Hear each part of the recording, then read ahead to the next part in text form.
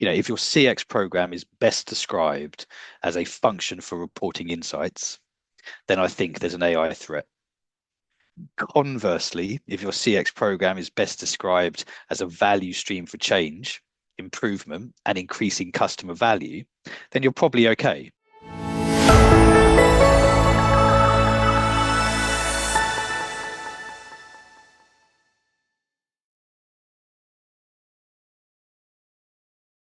In my personal philosophy on this is that CX has to be measured by and only by business outcomes. It is the only legitimate. Unless you're a charity or a public service, it is the only currency of success. In any organisation. And the reason why it's important, especially in the post-pandemic economy, is that the investment, the money in to change anything, is really only coming with a clear cut and realistic benefits case. And even then, you're going to get a drip feed of the money, right? That you need. You're going to be expected to fuel, the continuing costs of that work with, perpetually generated value and realize benefits of the work. And you just don't get this from NPS or CSAT. I'm afraid to say, and not really anything of the sort. And so this is only, I think, going to come from a real understanding of the customer behavioural data that you have. Precisely what is driving more repeat purchases, what is driving more engagement on the app or the website. Better reviews, etc. Sort of understanding what your customer needs are and how these are driving your desired outcomes. Is it trust? Right? Is it effort? Is it quality? And where across all of the data can you see the opportunity to increase against those needs, whether it be trust or effort, for example? So I guess to sum up, CX success for an organization would look something like, from the customer's perspective, a continuously evolving product and service that trends more and more towards meeting the needs of the customer at every encounter. And then internally, I'd be looking to measure success by reference to before and after data on customer behaviors, the behaviors themselves that you're trying to drive, such as buying more, upgrading more, converting more, engaging more, etc.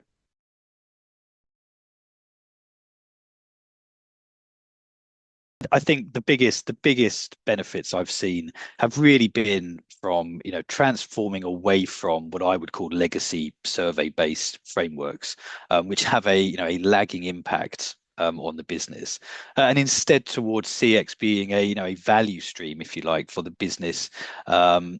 That can have a huge impact. And having an agile program of work to sort of jump on, loyalty sentiments and signals as they arise in the data can get you really fast improvements to things like retention, things like churn. An insurer I worked for did this with their D2C book, their direct to consumer book, and saved something like 21 million via just a 10% reduction in churn. So if you get it right, it can really save you some money.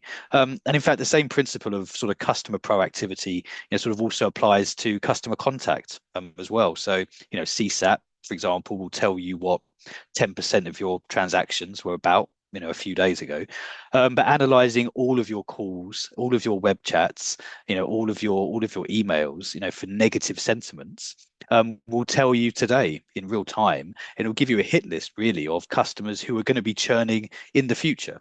So at the very least, you can attempt to heroically recover those customers in line with their current interactions. And again, you just don't really get this with lagging surveys. And in fact, one organization I know reduced by doing this with transactions, reduced their inbound by about 20%. Which was huge. It was nearly all repeat contacts, just customers chasing, raising issues, chasing again and again and again.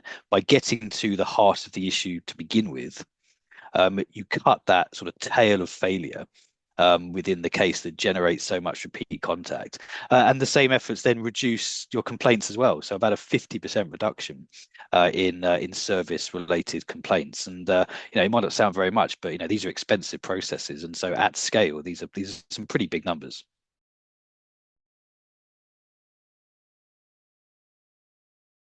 So I really like this question, and this question actually got me thinking myself around really what if there is a difference, what is that difference? And I think from a customer sentiment perspective, I think that's referring really to expressed feelings, emotions. That's often captured through surveys or feedback forms, but probably more often now taken automatically from unstructured data.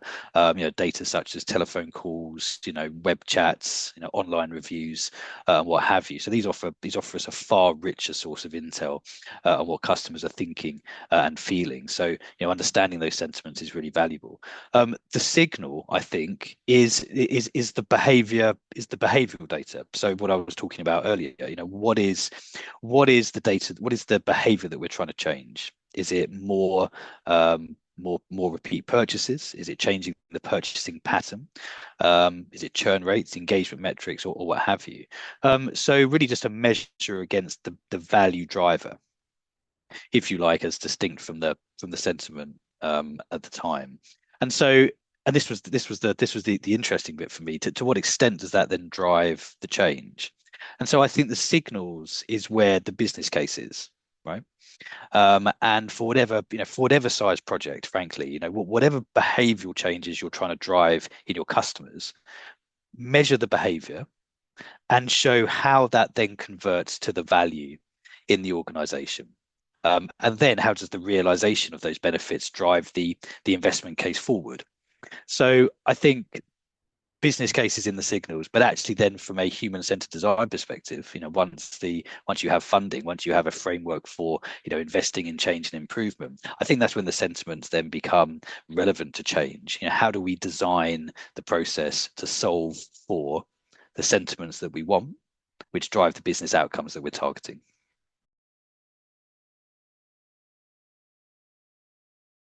I think, large language models, probably backed by, robotic process automation, will probably very soon automate, the repeatable parts of experience management, which is to say data reporting, insights, and even beyond that, really, since the richest data source is now sort of unquestionably unstructured data.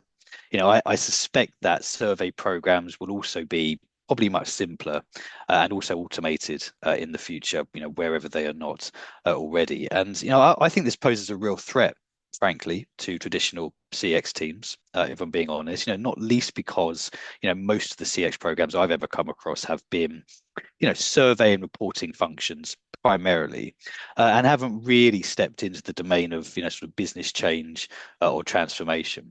But that is precisely, I think, where the focus for teams should be. And the simplest way I can think of putting this, if your CX program is best described as a function for reporting insights, then I think there's an AI threat.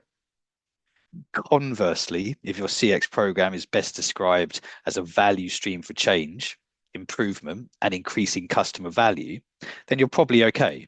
So I think it is a nuanced shift, frankly, from and I've been in these teams. I've set up these teams as well, which because of the technology, because of the data, it's all over the place. It's siloed, what have you. The team becomes a function for sorting all that out. But actually, if we can assume that that problem won't exist in the near future and that most of that will be taken care of, then actually the role of the CX practitioner is to then go and drive change and improvement throughout the organization. So for me, it's actually getting to the heart of what the job has always meant to be. I think we're going to be there very soon.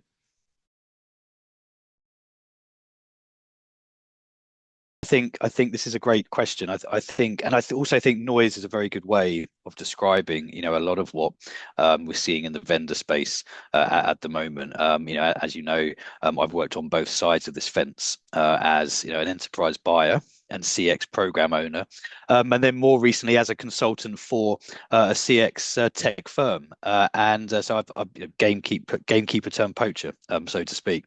And as far as I can see, with the exception of some of the most extreme use cases, a good deal of CX technology, I would say, is commoditized. which is to say, I don't think it really matters a great deal which survey tool you buy or which language model you use. The people selling you this will want you to think that, it's an enormously differentiated market. And the reality is that it just isn't, from my perspective. What matters to me or what matters to buyers should be the humans around the technology, probably on both sides. If you have a vendor selling you a surveying tool, but promising, business outcomes, right? Now, as a buyer, I'd want to speak to somebody who can tell me in detail how they themselves drove the realization of that business value. And if you're not getting clear answers on that, right, and instead the advice is to double the amount of surveys, double the amount of dashboards, then personally I'd run in the other direction pretty quickly. And then on the internal side, on the buyer side, I think people often forget this. Technology is not going to solve your problems. You need an organization that's ready to accept difficult truths and take some risks, and invest in changing customer journeys and processes. Not necessarily spending more, on an annualized basis, but investing in the necessary programs of work. Because if you don't have the hearts and minds of the organization, then, as I said before, no piece of technology is going to solve that for you. And so again, tech firms will want to distract you with more and more tech. In reality, the barriers are nearly always elsewhere.